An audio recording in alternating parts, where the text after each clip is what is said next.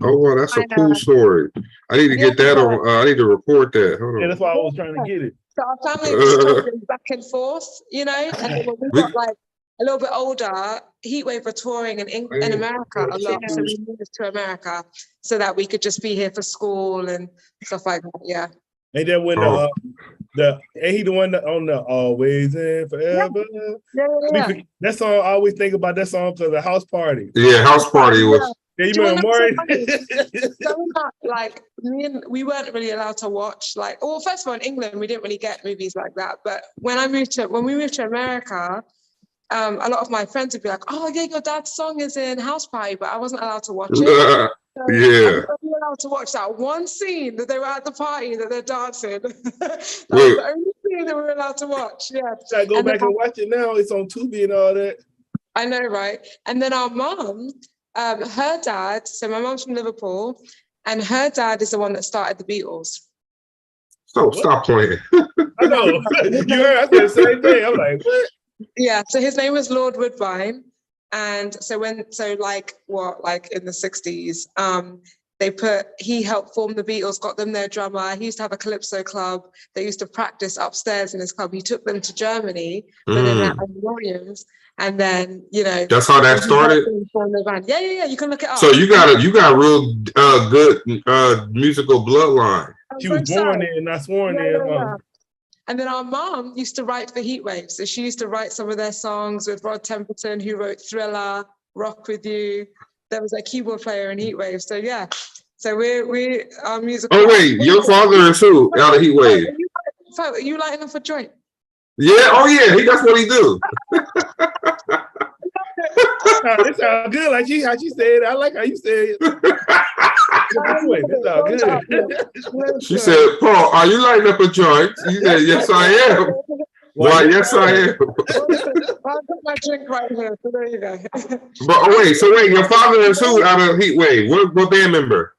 Say that again. What band member was your father? So my dad and his brother Johnny were the lead singers. Oh, Wilder. So my uncle Johnny, the Wilders. So my uncle Johnny was the one that sang Always and Forever. My dad was the one that sang the leads on Boogie Nights and Groove Line. Oh, Boogie Nights. I like Boogie Nights.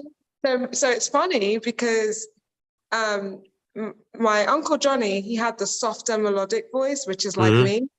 And then my dad had the grittier voice, which is like Lisa. So we're brothers and we're sisters and we're kind of the opposite, like how they were. Are y'all Floetry fans? You what? Are you guys Floetry fans? Floetry? Oh yeah. Man, I love Marchand Ambrosius, man.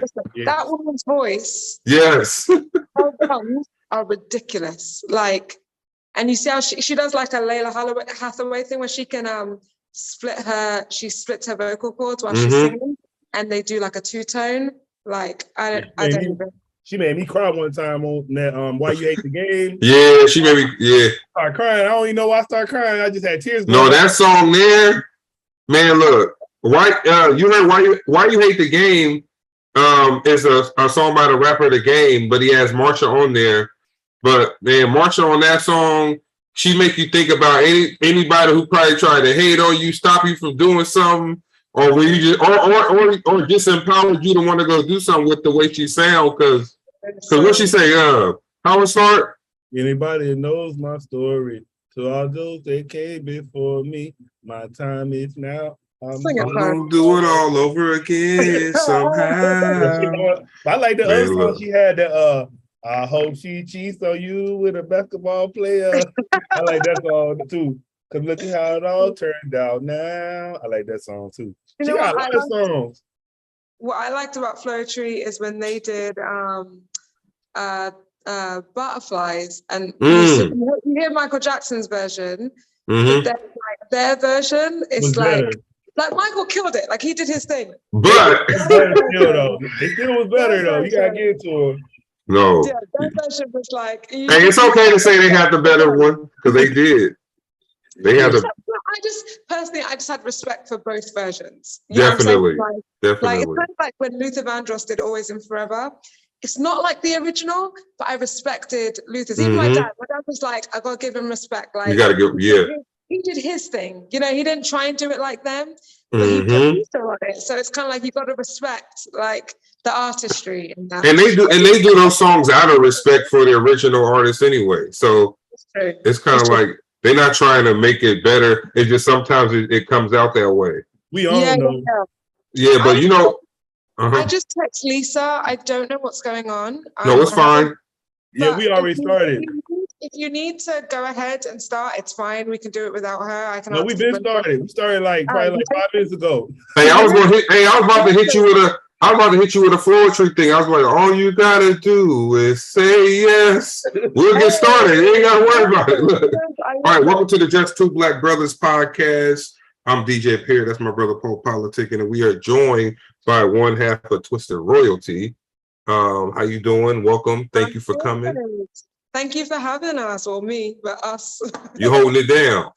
Yeah. Look, I was gonna ask you. I was like, man, I already know how you got. I know who your influences are and how you got started, but let the people know what got you into music. So I would say for me and Lisa both, of course, we grew up in the music industry. Our dad and uncle were the lead singers of Heatwave, Always and Forever, Boogie Nights, Groove Line. We grew up music babies, living in the studio, living on the side of the stage. That's our normal. My friends at school used to always ask me, like, how does it feel to hear like your dad on the radio and stuff? I don't know what it's like to not hear that, because I was born in the 80s, they were out in the 70s. So like we were just born into it.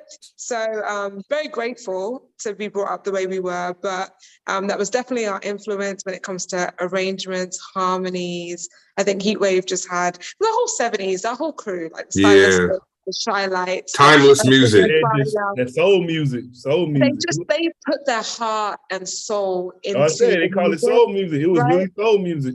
Like legit. And I think one of the beautiful things, like when me and Lisa are recording, is that our dad and our mom like both taught us that like you sing it right. So we don't do the correcting, you know, all the different tools that they have right now where you can fix the notes and you can auto tune.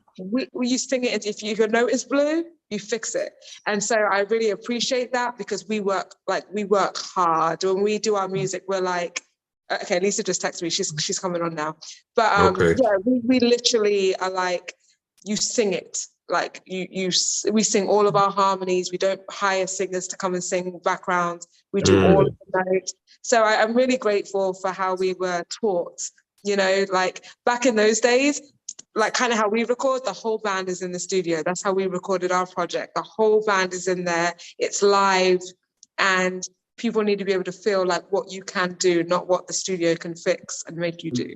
So y'all like the last of that breed, like the 70s breed, last of that breed, like, because people don't make music like that no more. Not a lot of people. I will tell you that. Tell you one artist that I give big respect to is Bruno Mars, because I really feel like he went back to like, even with his what's the group that and like he really went back to that funk feel and that real feel, that musicality that you can just respect, like not going necessarily with what everybody's doing pop, and I got respect for that. I've been saying, kind of going back, you know. Yeah, I've been saying, but with that, even with Silk Sonic, you gotta give Anderson .Paak some credit on that, because absolutely. It's like he needed him for that album. That's how he got all that funk. He got it from Anderson .Paak. Like a beautiful combination, right? They were smart. They were really smart to put that together, because like you were saying, you brought that back, and the history always repeats itself. It's just somebody got to spearhead it, and they kind of like spearheaded that sound. But you gotta have but here back to what you said though, perfecting the note. You cannot bring back that sound if you ain't perfect. Like Dr. Dre, I was reading a story about 2 Chainz. He was at Dr. Dre's house, and 2 Chainz was like, yo, I go in the studio, I lay the track, I do the song, I do like 3 or 4 songs a night. He said, no, Dr. Dre, you do 1 song in 3 months, maybe. Because those songs are not, he not letting you leave. That song is not being put out. He is not letting you leave that until that song is perfect. Yeah. We gotta hit everything. Everything has to and that's you hear it. Like it was like one take, like the whole band would be in, they'd be on different tracks, but you had your shot. Everybody had to like do their part right, You didn't have that technology, all that technology back then either, right? Exactly. You didn't. So you had to sing it. You know what? Y'all remember y'all ever saw that James Brown movie? I With didn't Chadwick see it. Boseman? Yeah, how he was getting on the band and everything about how they supposed to be singing and being on point. That's what it reminded me of. But that's how it was, you know. Like they didn't play. Like you got your one shot to play it right. That's why all the old school people, they get mad at the new school people, because it's like, even at work, like if you had a boss who used a typewriter when he or she came up, and they had one chance to make that paper right because they didn't want to go back and get new ribbon, they didn't want to have to do it, so they go hard on you, but you're like, well, all I can do is just hit backspace and delete, but they don't play that. They be like, y'all got, what he say, y'all got spell check? We ain't have no goddamn spell check. Y'all use spell check now? What is this? Yeah. Exactly. But that translated over to entertainment. You know, you didn't have a chance to go with. Wasn't nobody gonna clean your vocals up and put no auto tune on you to make you sound like you could sing. No, nope. You sound how you sound. You sound how you sound. We're gonna move these boxes around like that. What's that TV show where you move the boxes around and shit? What's that? You see how I move the boxes? We got Lisa here. How you doing, Lisa? Hi, I'm so sorry. I have 2 under 2 and my life gets a little bit We heard you're part of the Beatles bloodline. Yeah. I'm part of a mum's club bloodline right now. So look, I got my 2-year-old was just peeking in the room. I had to do this to him because he's peeking in the door. Because they don't care what we doing, right? No. Do not care. They don't care. They're like, you better come pick me up. I need my bottle. I need whatever I need. Yeah. I don't care what you're doing. Listen, I'm about to do. My kids I have 2 daughters that are almost 15 and 11. And then I'm about to adopt 2 little boys that are 4 and 5. So I could be on a call and I'd be like, hey guys, I just need you to give me like 15 minutes. They're like, Mom. You started over. I want to adopt a girl because we got 2 boys and my wife always wanted a daughter. Oh, so I'm thinking about it because, you know, a woman always wants to have that daughter to, you know, mold and bring up as well, right? Yeah. Yeah. So I know things. You want someone to do girl stuff with. I have one of each. So I have a 2-year-old boy and an 11-month-old girl. Oh, okay. Congrats. Like me, I got a 2-year-old girl and a 1-year-old boy. So we kind of flip, yo. We're right. So you had 2 pandemic babies too. Yeah, we. Yeah. Hey, wasn't nothing else going on, right? Hey. We were staying in the house. We were keeping the house all right. No, but the pandemic also was very lucrative for real creators. Yeah. They said if you didn't create anything during the pandemic, then all hope is lost for you. Well, there you go. If you couldn't create during that time in the house all day, then you never will. You never will. Hey, Tammy, I was gonna ask you about the adoption though, because because your kids they're almost done. They're like, you know, they almost 18. Yeah, you starting over. That's fine. I know. And that's the thing. I was like, okay, in 2 years, I'm going to be 40. My girls in 2 years will be like almost 18 and like 15, you know, like, and then we started fostering these little boys and they just touched my heart. And I was just oh, here we go. We're about to have 2 little boys. There was a comedian, he said he only adopt like 17. So if it don't work out, he could just send them on their way. You know, hey. I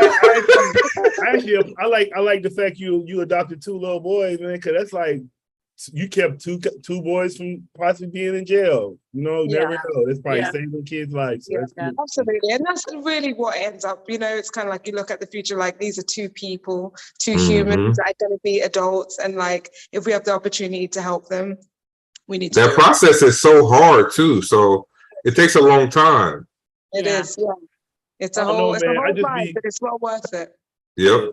I don't know if y'all ever saw that movie, that show, speaking of Atlanta, that show ATL, and it was like the white, y'all saw the white foster family, how they was adopting them kids, but they was like trying to kill the kids or something. You didn't see that episode that time? That happens more. Yeah, it was about the foster parents, they was adopting the black kids, but they was like, that's like some shit they say. Oh, they were abusing them when they adopted them. Yeah, man, they say sometimes like you gotta be careful in foster. They say sometimes like, especially if they live in the foster home, like the foster system, they end up missing. Yeah. Mm-hmm. Yeah, they just end up missing. So it's a lot of crazy stuff that go on. So it's good. I don't want to go too deep in the woods, but that's what happened on Peter Pan. Those kids end up on that Neverland because they was kidnapped from the orphanage. I was like, this just took a turn. Hey, that's why I said I didn't want to go too deep, so I was giving y'all a disclaimer. Like he finna bring up Peter Pan on him, but that's what happened. The Lost Boys. But back to the music. So Tammy had put us on before you got here. You know, she told us about the awesome bloodline you guys have, and I'm asking you. So who are some of you guys'? I'm asking Lisa. Who's some of you guys' inspirations outside of family? Outside of family, I mean, I think Tammy and I both have an extremely eclectic music influence and just taste in general. We both, and you kind of hear that in our writing because Tammy's really into reggae, soca, Afrobeat, and I love that music too. But then I also like country and Maroon 5 and Bonnie Raitt, and then I love you know, a bit of Michael Franks, who my dad always had us listening to. India. India Arie. India Arie was she was 2000, 2001, 2-ish. That was her time right there. My wife likes Chris Stapleton, the country singer Chris Stapleton. She played that song on repeat one time. I thought she knew him or something. I said, I keep playing that song so many times in the car. This guy. But yeah, he all right. I like him. I like the Dixie Chicks and Bonnie Raitt, but yeah, we just really, it's all over the board. There's some artists out of Nigeria, Asha and Ayo, and just different art. We like good music, you know, solid. I love good songwriting, good lyrics, good melodies. Brandy, because she does amazing background vocals that a lot of people sleep on. Her arrangements are incredible. So you know, she had to check the other day. She had to check her brother Jack Harlow because he said who's Brandy, but she showed up on the BET Awards with him. Yeah, that was good. Yeah. She had to let him know who she was. But he don't know who he is. He about 20. But that's part of the.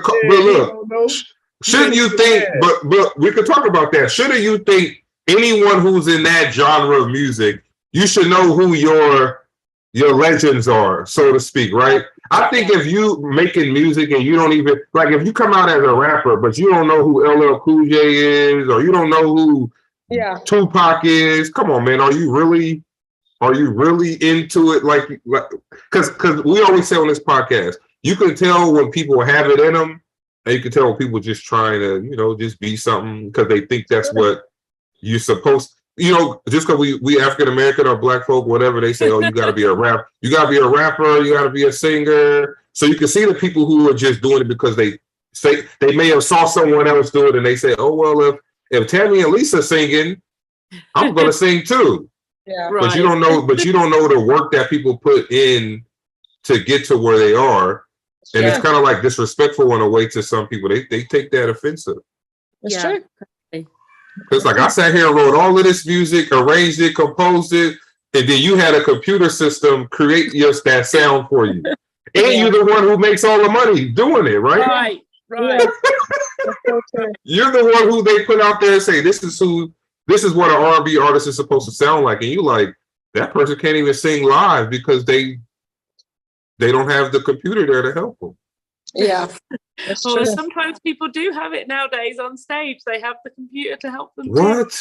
They said something about, what's his name? Giveon at the awards. He kept saying his mic, he sounded bad. But they said he was blaming it on the in-ear microphone thing he had in his ear. But some people say he just probably couldn't sing live. But somebody actually, somebody just went to his concert. This guy interviewed. He went to his concert. And he said he left.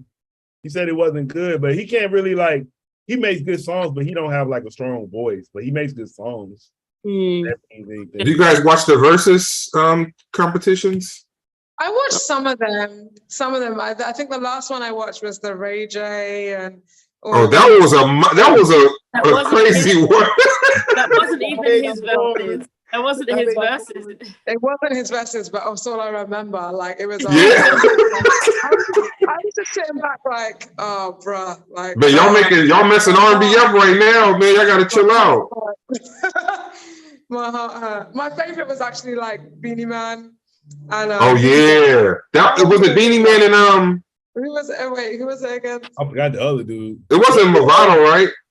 No, I can't remember. Anyways, it was Bounty Killer. It was Bounty Killer. Bounty Killer. Yeah, it was Bounty Killer. I think that was my favorite. I think Afro, because you mentioned Afro beats. I think Afro beats is that genre that's slowly creeping up. We didn't have a few Afro beats artists on over the past few months too, so it's picking up. It's really picking up steam. That's one of my favorites. I love it.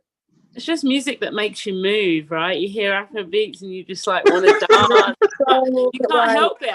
It's universal. I feel like if you're a baby, if you're an adult, you're old, you're young, you just want. You hear that beat. It feels good. Yeah, I DJ sometimes. So when you put stuff like that, everyone dances. Everyone from the babies, like you said, to the older folk. They moving. They don't even know what the song is saying, but they gonna move, right? Exactly. Hey, I would say, is that Coming to America song Afrobeat? Which one? Coming to America when everybody was dancing. Like you remember Coming to America? At the end? No, in the beginning. Was that Afrobeat? Yeah, the opening. That's Afrobeat too. Yeah. I like Tim's, Burna Boy. Fela Kuti. I like him. I love Burna Boy. Yeah, Burna Boy is nice, right? Wizkid as well. Wizkid is a good vibe as well. Oh yeah, Tim's. Yeah. We like. Did you guys watch the show on Netflix, the Growing Up Rich African? I watched like the first 2 episodes. You didn't like it? They were too extra. It was alright. No. Yeah, I think one of the guys was like a big time. His wife was on it for the most part, but he wasn't really on there. Yeah. So what you guys? I got the song that you guys. I think you got the remix with Speech. We got the video. Yeah. Unicorn. And then I ran into another song that you guys were featured on with Arrested Development.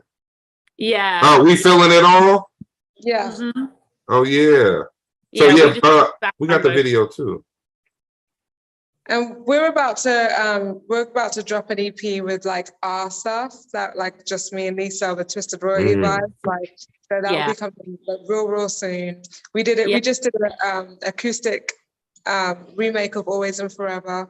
So we've got some other songs as well that just kind of give you the feel of like Twisted Royalty as well. Like we really appreciated doing this song with Speech because it was a cool vibe. It was a different vibe for us, but it was cool to do it. You know, like it was more like a hip hop vibe, but we kind of put a spin on it. But we appreciate it because it was cool. It's different to like our music, but we had a lot of fun with it. Yeah.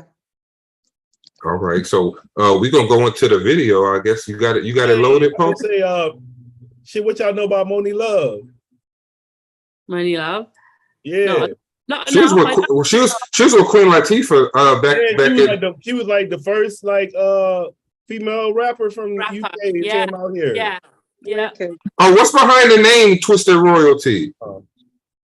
What's that? It's kind of funny. It kind of came about very organically, you know, in terms of obviously we're British and we like the royalty vibe. We feel like, you know, within our own family, within our own rights, we just like the play on royalty because it kind of brought us into it. But the Twisted came from, you know, we did a lot of covers when we would perform with our band, and the main thing was we like to put our own twist on things. You know, we never just sing a cover and it sound exactly like how they did it. You know, definitely. we had to do it our way. So acoustic or reggae or something. Yeah, exactly. We would always twist it up with something else. So really, it's not a deep, long story. It was just Twisted Royalty, just a blend of what we like to do, and bringing the Britishness into it with the royalty. So I wish we had a really deep story. No, that's perfect. That's perfect. All right, we have the video Unicorn. This is Twisted Royalty and Speech. All right, listening to it on the Just Two Black Brothers. Let's go.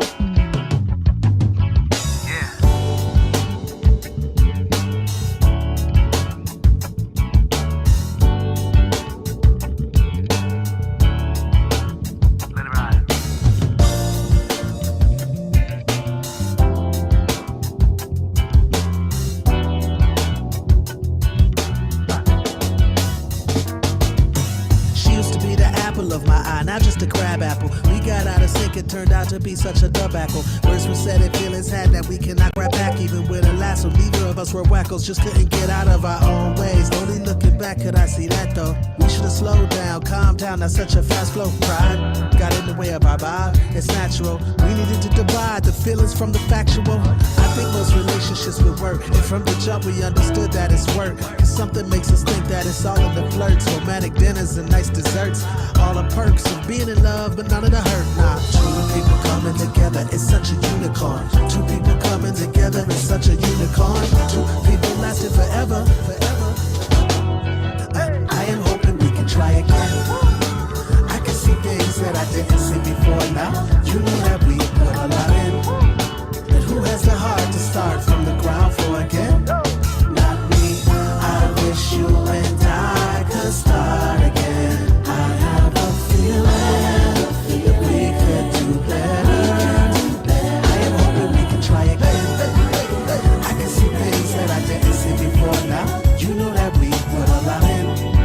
But who has the heart to start from the ground floor again? Not me. I wish you and I could start again. I have a feeling that we could do better. So, old beginnings tell me how to bring it back. What are we bringing to the table? Stop. Appreciate the conversation slowing down. I know we can get lifted in the air. Tell me how we keep it there. Elevate our minds and share. Unity's our unicorn. Two in love, let's bring it back some more. It is magical to watch us when the broken pieces hold the door. We're back and forth like changing seasons, but like the tide we're back to shore again. How do we keep it here? All the time and pain put in. Do we do it all again? Are you the easy unicorn? Two in love, let's bring it back some more. I think most relationships would work, and from the jump we understood that it's work. Cause something makes us think that it's all in the flirts, romantic dinners and nice desserts. All the perks of being in love, but none of the hurt. Nah, two people coming together, it's such a unicorn. Two people coming together, it's such a unicorn. Two people lasting forever, forever.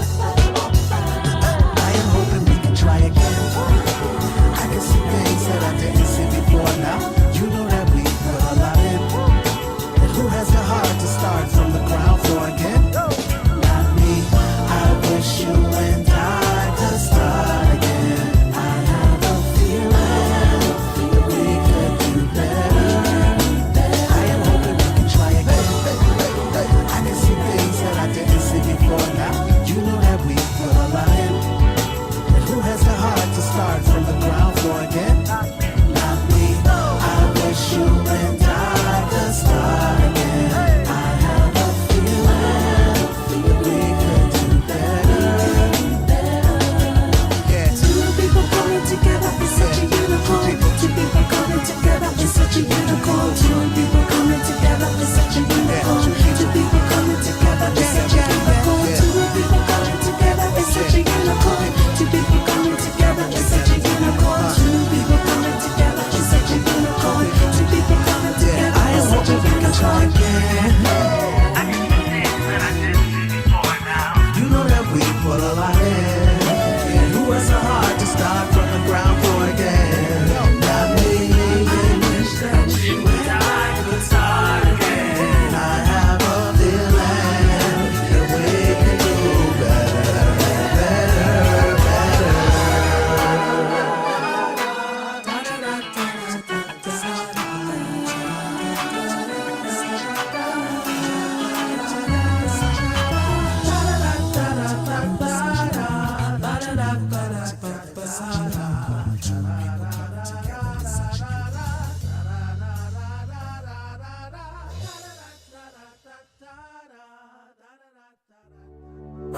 That sounds good. Thank you. Yeah, it sounds like it's kind of like we was talking about soul music. Like I felt that in my chest. No, yeah, especially when you see what we know what you guys are talking about. I had two things too. I was gonna say with Tammy, I like them.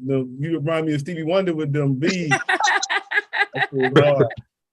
And then I was gonna say with Lisa, it seems like you always smiling. I like that. You got like a permanent smile going on. That's cool. You like always smiling. I was like, that's tight. Even in the like when you switch to your picture on the Zoom, you smiling. Like she always smiling. Me for smiling. I'm a smiley person. That's a good song though, for real, for real. I like that song. Thank you very much. Yeah, good, just good feel good music, like you said. Even though it's talking about, how uncommon, I guess two people coming together is like a unicorn, because I guess nowadays, it's when we see people, because if we see somebody that say, oh, this couple was celebrating 25 years ago, we're like, what? Wow. 25 years? Yeah, I guess that's the part that kind of hit me about the song when they was like, it was like, next time we like come back together, we'll do it right next time. I'm like, fuck all that. I ain't trying to come back. But I feel it though, but I was like, I ain't, nope. No. You'll be trying to come back. It's that old school love where it's like, you're willing to put in work. And man, look. Are so like fast to quit. And our parents were married until my dad died, like almost 40 years, and it's like you go through stuff, but you're committed to each other, and it's like that's your person. That's life, right? It's normal to go through stuff in relationships, but you got to stick it out because you made a commitment to make it beautiful. Now, they interviewed this lady. I think she was married for 50 years, and they asked her. They said, "How did you do it?" And she said, "I forgave him 50 times." It's the truth. I had to forgive him so many times, but we still, because I guess when you got that real old school love, like, please, like I could use my mom, for example. I'm like, when she finally divorced my dad after they got divorced after 25, almost 30 years. But the stuff that she went through with him, when she finally got divorced, he was so shocked that he was like, can y'all believe this? We're like, oh yeah, we actually can't believe it. All of the stuff you put her through, we definitely could believe why she wants to. But yeah, it's like old school though. It's like, people just what they say, you get used to each other. You don't want to go out there and try to start over again. Yeah. I think what a unicorn is, it's not old school love was sometimes putting up with nonsense, like you described. Definitely. We're not talking about staying together because you feel like you have no other choice, or I get it. Because the old people just stayed together even if they did out in the streets or whatever. Had 100 kids on the side. Everybody we got half brothers, third brothers. That's not the kind of love we're talking about. We're talking about the unicorn that is two people who genuinely love each other, and love isn't enough. Right? It's not just, we are infatuated with each other or we love each other. You gotta be a friend. You gotta be that person's friend too. People see the value in each other. Hey, me and my wife was watching Kevin Samuels last night. He said marriage is a business. To an extent. Once you get that love, y'all gotta pay bills. Y'all handling business, like it's business. Y'all trying to be like, right?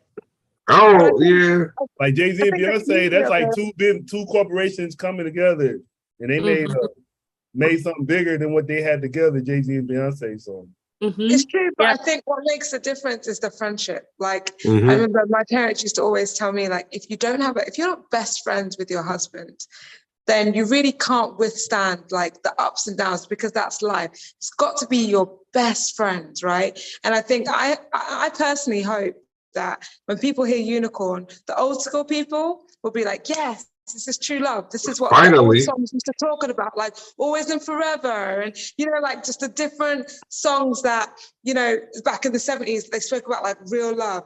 And then I hope that the new school people will hear, like, it takes work. Like, it doesn't just, people don't just come together and it's just this magical thing. Like, it literally takes both people coming together and realizing that we're going to go through stuff, but I'm committed, you're committed, and we're in but they need that, because what they get now in music is cut them off, quick to cut them off. Like this, because what you saying is, those songs back then, like we wasn't getting, man, there wasn't no songs about divorce in the 70s. Hey. We was loving each other with chivalry. They had chivalry in the music. That is not in the music nowadays. Right. I was just thinking about, when I think about y'all song now, that's probably like a song they can play at the wedding. That's like a song like y'all, like in the reception part, you play that, everybody, all the generations be dancing to it. Yeah, for real. You can have everybody dancing there, like the old people, new people. That's a vibe right there. Yeah, you had said something before we went to the song about performing covers. I love watching covers. Like, I'll go on YouTube and just type in like saxophone covers. You ever type in saxophone covers on YouTube? I do the same thing. Oh yeah. Woo! Look, some of them. I did a wedding last year. And for the cocktail hour, look, hey, if they listening, I did cheat.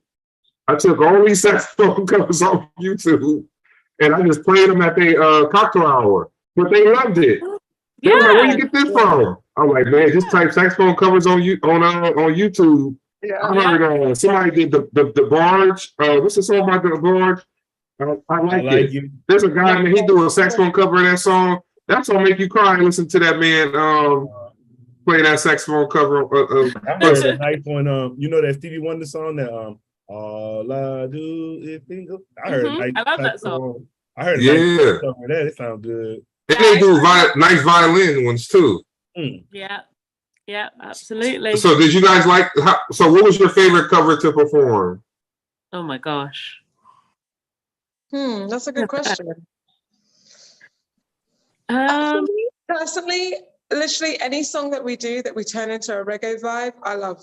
Because I just love I always, even if it's like just my verse, I'll sing to the drummer and be like, hey, give me the one drop. Oh man. Yeah, I literally, anything that we can turn into reggae that's like a good groove, I'm good with any song. Yeah, that's dope. I say, is the reggae, does that come from like being from UK? So yeah, I mean, it's a mixture of both. Like in England, the Caribbean vibe is pretty large, and my dad was a big, like he loved reggae, Beres Hammond, like just growing up. And England, reggae is a big vibe there. So for me, it speaks to my heart. So and then like our granddad was half Chinese, half Trinidadian, and had like the calypso vibe and stuff like that. So I think it's just kind of in our blood. But I just love the music. I just feel like it just transcends like any song. If you think about it, any song that they turn into like a reggae remix or a soca remix, you can't help but love it. Like, so that's just my vibe. Look, even Snoop Dogg did a reggae album and people liked it. What's the name of it? Dog Lion or something? His name was Snoop Lion when he did it. It was very special. Yeah. I like, you know who I like? I like out of the British rapper Giggs. He's I like him. He's I don't know where he's from. I think he's out of I'm gonna look at Peckham, London. Okay. Yeah, he older guy though, but yeah, he started to do some, because you know what happens is people like these sounds of these people have. So some of the smarter artists that are out now, they go back and tap into these people. Yeah. So now it's a new sound. Everybody's like, oh, but they don't know Giggs is like 42 years old. They think this dude is like some new young. No, that dude been around. He made his name there, but it's the smart. I think Casanova and Drake have done songs with him, and it's like, man, you know what? It's smart to just think back, like, how could I bring a new sound? Because we have so many sub-genres now in music. Yeah. You got, look, you probably they got country reggae. Everybody infusing all of these styles to keep this stuff going. which is a good thing for music. But then again, I think it opens up like it for anyone to try and do it. So it's like, I don't know. I'd like to keep music pure. I don't like the genres to get saturated with people who are tying it down and not really carrying the culture forward. It's just something different, just something different that kind of makes you be like, oh, who's that? I love to find independent artists that are just doing something different. I appreciate that a little bit more than mainstream. I like to find those people that are just not out there, but their talent is like, because they're showing their true talent, because they're not trying to make music for money. They making music for themselves inside. And that's kind of how me and Lisa are. I mean, we grew up in this industry. We love music, but our goal isn't to be like this, mainstream, just like big art. Like our goal is to just have a following that love music and to just do what we love and just to have that appreciation for like real, just putting in that work and live instruments and, just giving you that something different. That's kind of what our goal is. It's not to be like everywhere. We'd love to be everywhere, but that's not our goal. Our goal is just to produce good music. And people that love it will love it, And this question is for you both. So what is your dream collaboration? Like if you get somebody right now on a song, who would you want to get? Hands down, India Ari. We've met her multiple times, like hands down, I'd love to do a song with her. Yeah. I'd love to do a song with it's a hard one because I feel like there's a lot of people. I feel like somebody was on the tip of my tongue. Like there's several people, but I feel like if I say one of them, then later on would be like, that's not the one. That wasn't the one. That was just one of the ones. Definitely. And if they listen to this, they'll be like, oh, she didn't pick me. Right. Like honestly, like I wouldn't mind doing something with John Mayer. I was going to mention him when you mentioned how people just like to move. I was watching the Chappelle show and he had a skit where he said, and it's funny because my wife was just we in New York City. So she was in the subway, I think yesterday, and she said, hey, there's a guy here playing like, he sounds like John Mayer. I said, are all the white people dancing next to him? And she said, they are. She said, they are. And it reminded me of the Dave Chappelle thing. He said, it don't matter what John Mayer plays. As soon as he started playing, they just... I saw that episode and I agree. I just think he's a great songwriter. But he would be on my list for sure. And I know there's others, but... Yeah, I like other talented songwriters. Colby Calais, she's another artist. I just think she writes really pretty music. We both like pretty sounding music. Like I know that sounds weird, but like, when there is just a sweetness to the sound, it doesn't have to always be like the big bellowing, singers who are just like belting it out. Like that's great too. But sometimes I like pretty sounding music that just kind of can be on. Like Minnie Riperton. Yes. Yes. Yeah. And the other one too. What's her name? Denise. She sung Free. Denise Williams. Yeah, Denise Williams. But before you came on, we were talking about Marsha Ambrosius. She's perfect when it comes to that sound that you were just describing right there. Yeah, it just sounds like very soothing to the ears. It's very like it lands easy, But that's how Unicorn sounds. Yeah. Well, thank you. That's great. No, that's definitely how Unicorn sounds. It's like a we could start. Look, that and it's catchy. Y'all know what y'all doing. That shit kind of had like I don't know, man. It kind of like I be watching like Sesame Street a lot, so it kind of like had that little vibe. Like the songwriting was on point like that a little bit. Yeah, like a little nerd, like a little that I can't describe it, but it had that same. Just like a film. Street is even the screen. That's how Sesame Street looked. Like it looked like that, so I kind of got like the Sesame Street vibe and how y'all was all together. It kind of got that. I got that Sesame Street vibe a little bit. You I'll take it because guess what? You ain't made it if they ain't asked you to come on Sesame Street. I know. Oh, you sure did. We was talking to Speech about Sesame Street last time. We was talking to him about it. You know, he yeah, when Speech was on, because he was on Sesame Street, right? Sesame Street. So You cool. know, Sesame Street, you did. Yeah, you made it for sure. You made So it what are some? on Sesame Street. So before we get out of here, what are some things you guys do outside of music or music life? Outside of music? And other than being a mom and being a superhero for the kids. So I run a nonprofit for homeless youth and underserved kids. So we have an emergency shelter in our county where we live in Atlanta, or north of East Atlanta.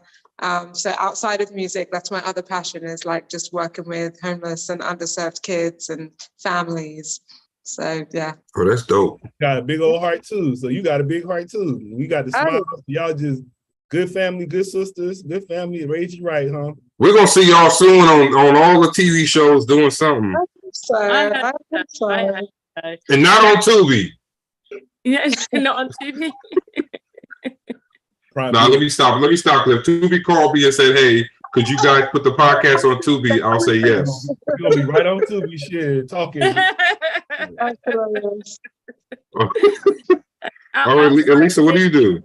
I actually also work for a nonprofit. I'm a development officer for Hope Worldwide, which is a nonprofit that serves the poor and disaster relief and stuff like that all over the world. So I help raise funds on their team there, and I'm also a photographer. Do you do reels on Instagram and stuff?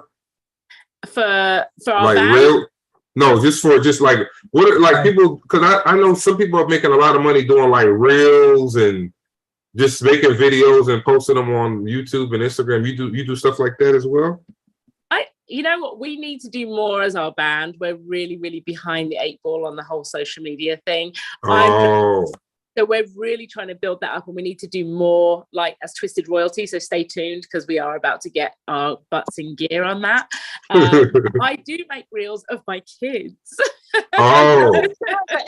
Lisa has an Instagram page of like her kids, her house. Like it's like it used to be in a magazine. It's like so perfect. And then she gets. I'm looking at the house now. It looked like it smelled good every day, 24/7. Like, literally everything is perfect. 10 little kids, like she does it where she got one of them. They be coming in her house for them the model homes, them home decor magazines. Yeah, magazines contact her all the time. We'll be like, can you be like one of our first people? But how do you do that with the kids? Hey, that's you can sell that in a book. Don't even tell us. Sell that in a book. Sell it in a book. You ain't got no kid. Yes, I do. No, you don't. Look at that. Wow. Everything is beige and white and like all over the house. I don't care. I love colors. And because I'm color. I'm like everything colorful. Yeah. You like splash. Well, I can't. Hey, look, you guys might be the most perfect people that we've interviewed so far. Man, Jesus. No, just like everything y'all do is like, it's like, man, they do anything bad? Who was bad growing up? At least, did you guys? We weren't bad growing up. None of you? Man. No, we like led our youth ministry at the church. All right, that's enough. You making me feel bad. Like, we let the youth ministry, we fed the homeless. Did y'all get straight A's? You said what? You guys got straight A's in school? I was an AB student. She was a great student. I was a little bit more of a free spirit. That's what they call it nowadays, being a free spirit? No, I was a little bit more of a free spirit, yeah. You're like, these get degrees. But these get degrees. Wait, these don't get degrees no more? Oh, man. Hey, I was gonna ask you, what makes a good picture? What makes a good picture? What makes a good picture? You know, I'll say for like in my, we're here to talk about music, but in my photography, for me, it's telling a story. I love a picture that just captures a moment, captures a thing, captures like something about that picture, even if the person is smiling and semi-posing, what do you feel about it? Like, do you see a piece of their personality in that smile? I love when I'm doing like family portraits to get people to catch them when they're not posing. Especially trying to get the 2-year-old to smile, right? Turn around, catch him. You got to catch him as soon as he turns and give you that smile. Sometimes the picture when the whole family's smiling and the 2-year-old's falling out on the floor is the best picture. That's true. Yeah. That's true. I'm looking at the time. So before we get out of here, like I said, we want to thank you two. Please come back again if you have time. Because I know, look, I'm like, next time we hit because the EP, when is the EP dropping? In the next 4 months. Okay. Yeah. Hope we'll have more songs available. Like, I think, you know, we're really excited about Unicorn and promoting it, and we love that people are loving it. It's definitely a summer song. Yeah, definitely. But we have other stuff. We were working hard during the pandemic. We have music that's ready to go, and we were kind of on the fence for how we were going to release it and the time frame of it. But now that we're talking to people like yourselves and having a great time, we've realized it's time to get it out there. There's an urgency, so please stay tuned because it will be. We have a radio station too. If you guys want us to play anything, they give you credit for the spins and everything. So we would love that. Anything you guys have, we definitely will support you guys. Thank you so much. We truly appreciate that. And let everybody know how they can find you guys. Right? If they want to, after listening, they want to start following you guys on social media. How could they find you? Well, you can find our music is going to be available. Well, Unicorn is already on all the streaming platforms, Spotify, iTunes, YouTube, Amazon Prime, all the things. And our other music will also shortly to follow in the next 30 to 60 days will also be on all the streaming platforms. But you can also follow us at Twisted Royalty Band on Instagram, Twisted Royalty on Facebook, Twisted Royalty on Twitter, Twisted Royalty on the TikToks. Okay. All the things. Perfect. Thank you once again. Po, you got anything for them before they leave? Oh no, it was nice talking to y'all. You too. Thank you so much. This was fun. Take care. Yeah, come back again. Definitely. Thank you. Have a good night, you guys. All right, you too. All right, bye.